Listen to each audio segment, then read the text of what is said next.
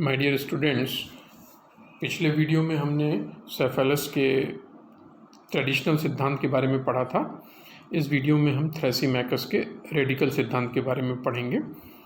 Radical सिद्धांत का अर्थ ये हुआ कि थ्रेसिमैकस ने सामूलचूल परिवर्तन की बात की है। समाज की जो मूलभूत मान्यताएं हैं उन पर जो लोग आक्रमण करते हैं और समाज को मान्यताओं को बदलने की बात करते हैं उनको रेडिकल के नाम से जाना जाता है और वो पूरी परिवर्तन की बात करते हैं। तो थ्रेसिमैकस उसी परंपरा का प्रतिनिधित्व कर रहा है। प्लेटो की पुस्तक रिपब्लिक में थ्रेसिमैकस एक चरित्र है जो एक नई परंपरा के बारे में बात करता है और ये इसको हम सोफिस्टिक रेडिकलिज्म के नाम से जानते हैं। सोफिस्टिक यानी सौफीवादी विचारक के नाम से इनको जाना जाता है। सूफीवादी विचारक वो थे जो आज से लगभग 5वीं सदी ईसा पूर्व यानी आज से लगभग 2500 साल पहले वो ग्रीक सभ्यता में उनको पाया गया था। ये लोग एक प्रकार के प्रोफेशनल एजुकेटर्स थे, यूँ कहें कि ये उपदेशक थे, एक्चुअली व्यावसायिक उपदेशक थे एक तरीके के।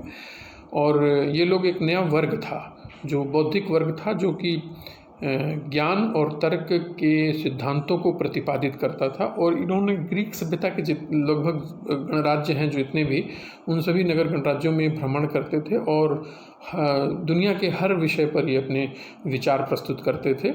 इनकी खासियत ये थी कि ये किसी भी प्रकार की विचारधारा से, किसी भी प्रकार की विचारधारा या किसी विशिष्ट प्रकार के चीज़ों को प्रतिपादित करने में इनका कोई योगदान नहीं था। ये लोग तर्क और ज्ञान को बढ़ावा देते थे। ये हर चीज़ पर एक प्रश्न करते थे, क्वेश्चन करते थे और अपने ज्ञान और तर्क की सहायता से उन प्रश्नों का उत्तर ढूंढने का प्रयास करते थे। तो इन्होंने इतिहास पर, भूगोल पर, अपने भौतिक दुनिया पर, दर्शन शास्त्र में, राजनीति पर, हर चीज़ पर, नैतिकता पे, शिक्षा पे, न्याय पे, हर एक चीज़ों पर इन्होंने अपने तर्क और ज्ञान प्रस्तुत किए हैं।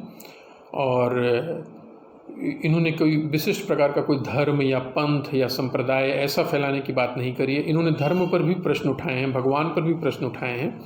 और ये लोग एक तरीके के स्वतंत्र विचारधारा के थे, स्वतंत्र विचार रखते थे और एक प्रोफेशनल एजुकेटर कह सकते हैं इनको, व्यावसायिक जो हैं वो उपदेशक थे एक तरीके के। तो इनको सूफीवादी विचारक के नाम से जाना जाता है। लेकिन इनका योगदान काफ़ी रहा। इनके योगदान से ये फ़ायदा रहा कि ग्रीक सभ्यता में एक तर्क और विज्ञान का एक माहौल बन गया और जिससे जो है वो चीज़ें आगे बढ़ पाईं। जैसा मैंने आपको पूर्व में भी बताया था कि एथेंस एक काफ़ी विकसित नगर गणराज्य था। तो लोग वहाँ पर जो लोग थे एथेंस में, उन लोगों को बेसिक मैथमेटिक्स आती थी, बेसिक अलजेब्रा आता था, बेसिक म्यूज़िक का भी नॉलेज रखते थे वो लोग। तो अब चूँकि उनके पास कुछ एक मूलभूत ज्ञान था लोगों के पास, तो उन लोगों का रुझान जो है वो उच्च शिक्षा की ओर गया। तो उच्च शिक्षा की ओर जाने में ये सूफीवादी विचारकों का बहुत योगदान रहा और उससे लोगों की उत्सुकता बढ़ी और ज्ञान प्राप्त करने में, तर्क के ऊपर कि कैसे हम जो हैं और अच्छे से दुनिया को समझ सकते हैं। तो ज्ञान, विज्ञान, बुद्धि का विकास, इन सब में इन लोगों का बहुत ज़बरदस्त योगदान रहा, जिससे एथेंस में एक माहौल बन गया विज्ञान और तर्क का। और प्लेटो और सुकरात, इन जिनके नाम सुनते हैं आप, अरस्तू, ये सब लोग तो बाद में आए हैं। सूफीवादी विचारक पहले आए थे। तो सूफीवादी विचारकों के लगभग 100-150 साल बाद प्लेटो जो है यहाँ पर एथेंस में आते हैं। तो प्लेटो के पास वो परंपरा है, वो ये जानते हैं कि हाँ उस समाज में इस तरीके के विचारक रहे हैं सूफीवादी, जिन्होंने इस तरीके के क्वेश्चंस किए हैं। इसलिए थ्रेसिमैकस नाम का चरित्र आपको वहाँ पर दिखाई देता है। और उन लोगों ने, जो सूफीवादी विचारक थे, उन्होंने समाज की मूलभूत मान्यताओं पर भी प्रश्न उठाए हैं, सब बातों पर प्रश्न उठाए और उनका उत्तर ढूंढने का प्रयास किया गया है। तो ये इंसान की जो मूलभूत चेष्टा होती है, क्यूरियोसिटी ज्ञान की, उसकी अग्नि को उन्होंने भड़काया सूफीवादी विचारकों ने, ताकि इंसान और भी ज्ञान प्राप्त करना चाहा। खैर, मैंने आपको इसलिए ये बातें बताई क्योंकि आप सूफीवादी रेडिकलिज्म यानी सोफिस्टिक रेडिकलिज्म की परंपरा को समझेंगे, तब आपको थ्रेसिमैकस के तर्क को समझ में आएगा। तो थ्रेसिमैकस ने कहा कि न्याय जो है, justice is defined as the interest of the stronger, यानी न्याय शक्तिशाली का हित है। थ्रेसिमैकस की बात को दूसरे शब्दों में अगर कहें तो माइट इज़ राइट, यानी शक्ति ही सही है, शक्ति सत्य है। थ्रेसिमैकस ने कहा, उसने कहा कि व्यक्ति को वही करना चाहिए जो वो कर सकता है और उससे वही मिलेगा जो वो डिज़र्व करता है, जिसका वो हकदार है।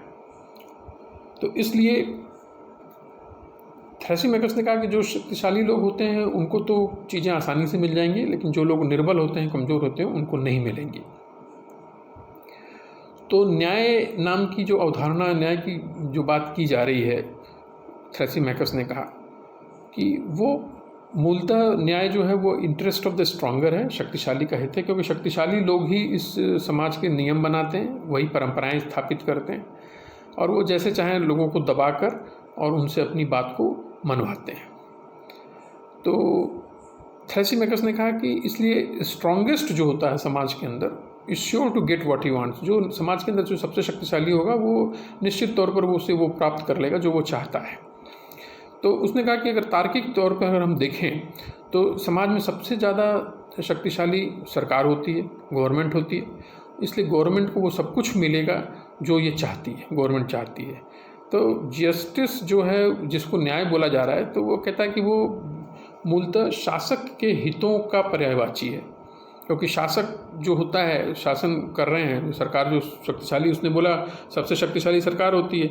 सरकार को चलाने वाले जो शासक हैं बैठे हुए, शासन वर्ग में जो राजा है, शासक है, वो अपने हितों को सर्वोपरि रखेगा जिसमें उसका फ़ायदा होगा और अपने हितों के अनुसार ही वो कानून का निर्माण करेगा।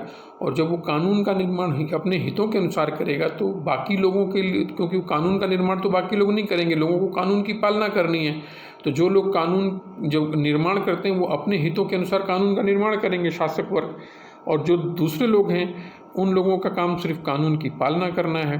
तो जब वो लोग कानून की पालना करते हैं तो वो न्यायप्रिय कहलाएंगे, न्यायपूर्ण कहलाएंगे। लेकिन यदि जब वो अपने हितों के लिए कार्य करेंगे, अगर उनके खुद के हित, आम आदमी के खुद का हित और कानून दोनों के बीच में टकराव होगा, तो भी आम आदमी को अपना हित त्यागना होगा और कानून के अनुसार व्यवहार करना होगा। और कानून के अनुसार व्यवहार करता है तो तब वो न्याय के अनुरूप कार्य कर रहा है, और उसका मतलब ये हुआ कि वो शासक के हितों के अनुरूप कार्य कर रहा है। और यदि वह अपने हित के अनुसार कार्य करता है तो वो कानून का उल्लंघन कर देगा, और कानून का जब वो उल्लंघन करेगा तो शासक वर्ग उसको कानून के उल्लंघन के मामले में उसको गिरफ्तार कर देगा और उसे अन्यायी घोषित कर देगा। तो इसलिए थ्रेसिमैकस ने ये तर्क प्रस्तुत किया कि न्याय समाज में कुछ भी नहीं होता है, न्याय सिर्फ जो है शासक वर्ग का जो क्या कहते हैं शक्तिशाली वर्ग है उनके हित है, उसके अलावा कुछ भी नहीं है। वो लोग अपने हितों के अनुसार सब ये परंपराएं बनाते हैं, कानून बनाते हैं और उसकी पालना लोगों से करवाते हैं। तो थ्रेसिमैकस ने कहा कि to be just in this way, अगर इस तरीके से हम न्यायपूर्ण बनते हैं तो इसका अर्थ ये हुआ कि वो एक साधन है, आम आदमी जो है वो एक साधन हो जाता है और वो सिर्फ शासक के हितों की पूर्ति का एक साधन है।